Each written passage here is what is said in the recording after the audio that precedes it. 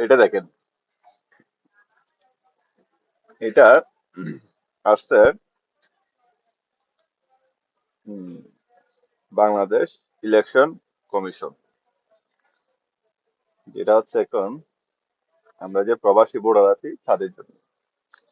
এইটা আমার হাতে আসতে এইখানে টাকা হিসাব করলে 30 দেরহাম খরচ হয়েছে এটা। তো 30 দেরহাম খরচ করে আমি এটা রিসিভ করলাম। এটা আমার থেকে বাংলাদেশে পৌঁছাইতে খরচ হবে আবার 30 দেরহাম, তার মানে 60 দেরহাম। তো কতটুকু একটা দলের জন্য আন্তরিক হলে মানুষ দলকে ভালোবাসলে মন থেকে, এটা এখানে 60 টাকা খরচ করে এটা মানুষ অ্যাকসেপ্ট করে। তো আমার ভোটটা 17 বছর পর আমি দানা শীষে দিব, এটাই হচ্ছে আমার ইচ্ছা। ইনশাল্লাহ দেখা যাক।